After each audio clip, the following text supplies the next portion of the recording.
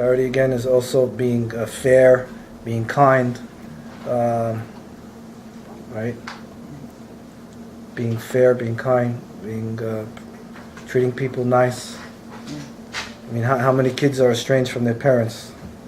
You know, it's endless.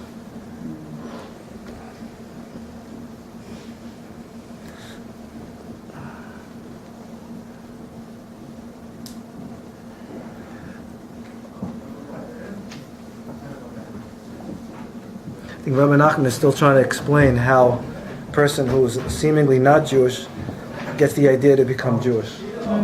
Has to do with the air. If the air is pure and tranquil, these energies, these messages go through the air. And the air means atmosphere. Atmosphere, well. okay. It's the atmosphere, it's the environment, it's the feeling that you get when you walk into a room. Is it warm? Is it friendly? Is it supportive? Is it encouraging? Or is it cold? Right. You have to know the difference. My rabbi, Meir Buchatzera, would say you have to make room for a person. Very famous saying. If he comes into your house, don't give him Torah, give him soup. He would say, sit him down and just leave him alone. And, I spent a few Shabbosim with Bob Dylan. You spent the Shabbat with Bob Dylan? Like 3 Shabbosim with Bob Dylan. With Bob Dylan? Yeah. Many years ago, about 50. Many years ago, where? In Flatbush. Really? His ex-girlfriend became observant. Interesting. His ex-girlfriend was named Ruth. Years ago? He's divorced. 23 years ago. This is exciting. Yeah, the story was Bob Dylan's girlfriend, her name was Ruth. She had a son. She met a great teacher, and she happened to be Bob Dylan's friend. And she asked him for already a few years to come for Shabbos to Meir Buchatzera's house, who was known as the whistler of the Lubavitch Rebbe. Rebbe one time at Farbringen asked Meir to whistle. He went like this to Meir. And Meir didn't, I was standing next to him. Meir didn't know what this meant. It was on Shabbos even. The Rebbe was clapping. And the Rebbe went like this again to Meir. Meir's like, nobody whistles by a tzaddik, by Shabbos. The Rebbe did it again. And Meir was like this. Afterwards, the Rebbe's secretary went over to Meir and said, didn't you know what happened? Meir says, no. Meir's like 6'5", Moroccan. He's a macrobiotic doctor. He's a genius, beautiful man. Him and his wife are responsible for 300 to 400 shidduchim and marriages. And he brought back thousands and thousands of people back to Judaism. He has to go into any health food store, look up his books. It's on sale there now. Great, great man. A lot of them are out of print, actually. They're excellent books. Yeah, he brought me back to Judaism also. Interesting. You see, there's a guy who assembled a band and who devoted so many years to this live tribute to Bob Dylan. Sure. He never met the man. He Right. met the children. Sure. He met the relatives. He met the fans. He never met Bob Dylan. Right. And you spent. Met him like 4 or 5 And times. you spent time with him. You met him 4 or 5 times. Yeah, It's incredible. Well, Yeah, so People want to finish the story. Yeah, so, okay, 1 second. So there's like 3 stories going. So Rabbi Grona came over to the Meir Buchatzera and says, why didn't you whistle? Meir says, if I would have whistled, the Hasidim would have killed me.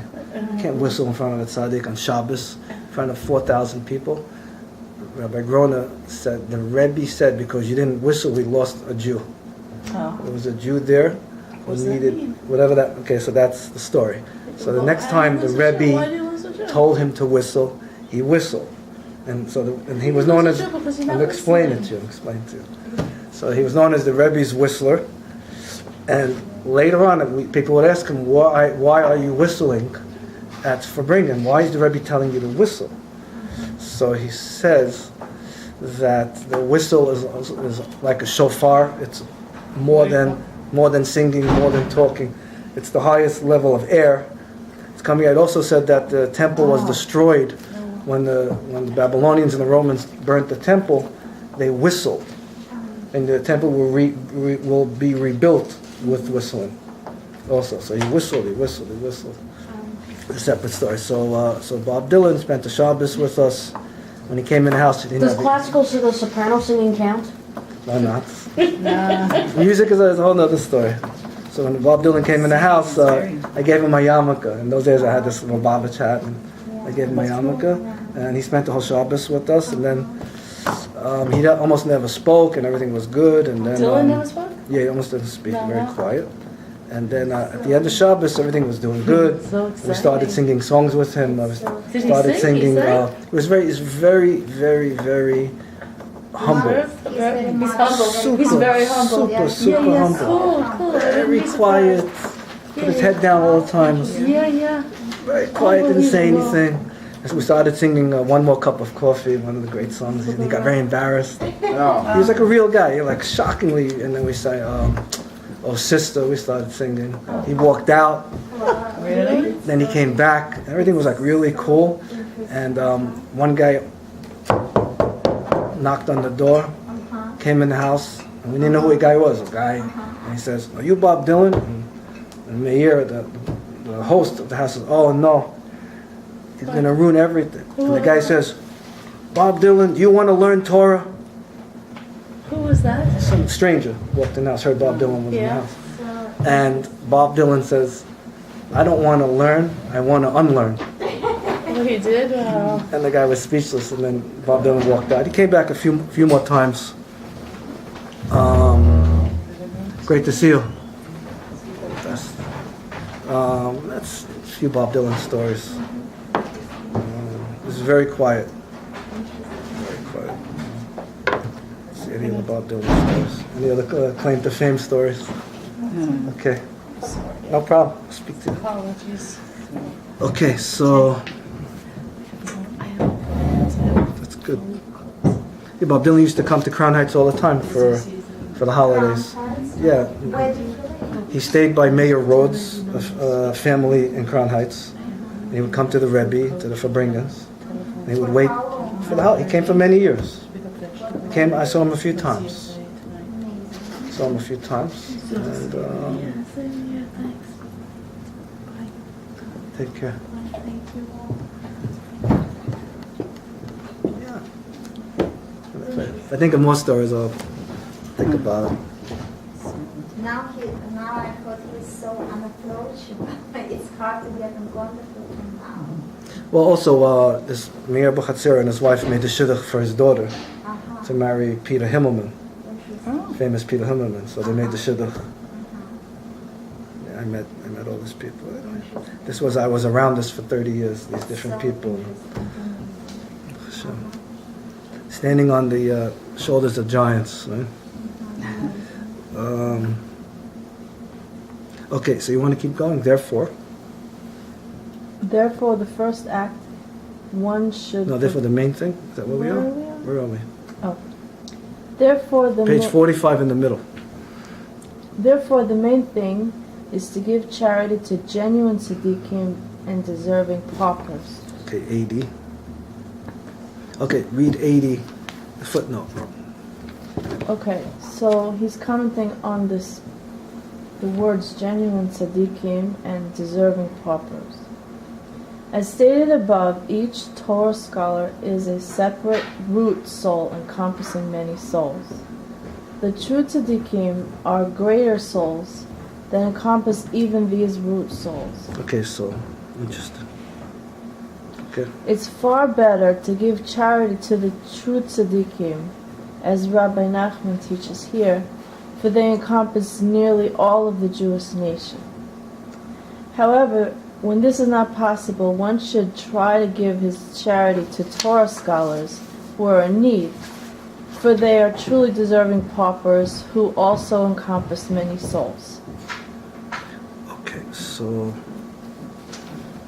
therefore the main thing. Who wants to take the next one? No? Yeah, you want to take the next one? A little loud, because That's what we just said. many people want to hear this video. Now, when the air is traveling... No, I think therefore the main thing, back to the main body, page 45. I'm starting with now? We did the Oh, yeah, I'm thing. sorry. We did that. I apologize. By doing so, I'm tired. You want me to start with now? Yes, please. Okay.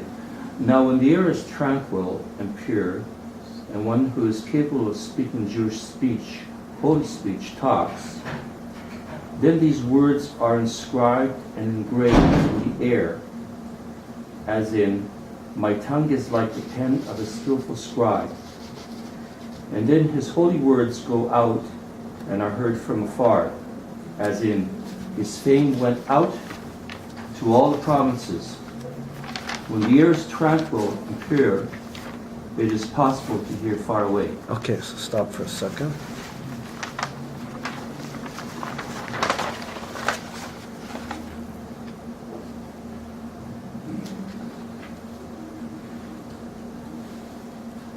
Okay, so now Rabbi Nachman is just going to the idea that now we spoke about how the air becomes pure by doing positive things, by giving charity, by being nice to people, by being real with people, by being honest with people. And that makes the air clear. Then now he explains a person like a tzaddik, when he speaks, his air is going to go through the air, his words will go through the air. As it says in the Psalms, my tongue is like a pen, and the commentary says it's like a missile. These words now become missiles. The holy words go out and they travel through the air, and Rabbi Nachman is now going to explain where these words end up. Just want to read the footnote 82. 82? Yeah.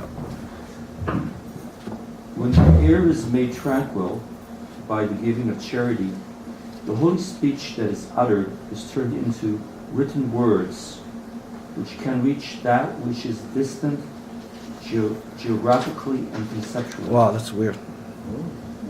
It's about the power of the words. Okay, so when the air is made tranquil by all this giving of charity, which we spoke about in the past 2 pages, speech that is spoken by a tzaddik is turned into written words, which can Because it has such power. Because of all the studying and the holiness of the rabbi. Okay. Then he can, or she, can speak in a way that impacts others. So what? It's influencing other people who are now writing things? No, it's affecting other people. Okay. It's reaching their neshama in a way that just anybody speaking would not reach them. But when a tzaddik speaks, they have such depth of knowledge and such understanding that they can reach people in a deeper way. The words are etched in stone. That's it. That's why you want to go and listen to a tzaddik. You want to go and connect with a tzaddik. Because they draw you to them with the power, because they've studied so much. Isn't it so different from the politicians that are killing each other now? Very different from the politicians. My mother just writes The about have that. to. It's very The have funny. to. My mother Right? What's going on with the politicians, this and that's insane, right? And it's affecting the nation, right? People are looking at it as like role models. If these guys can kill each other politically, publicly, then I can go after anybody and insult him publicly and say that he does this and he does that. That's not a good thing for the country. Right, so that's is like why dog you eat have to dog understand kind of that world. every word, that's why they talk about Lashon Hara. Right. You have to be careful, every word you say, every Right. word you use, Right. because you're impacting everyone else. Mhm. You're impacting the air around you. So should I look at these political figures as role models? What do you think? I don't think so. Then why are they up there speaking to 50 million people across America and we're listening to this garbage? Is very sad. This is unfortunately where we've come to. But, you know, there are other people who speak. But it's very negative stuff that's going on out there. They're killing each other. Whereas opposed to this, which is this is good, pure, healthy energy Yeah, that's going Maimonides writes about that's this. going out Very into the atmosphere that's affecting people.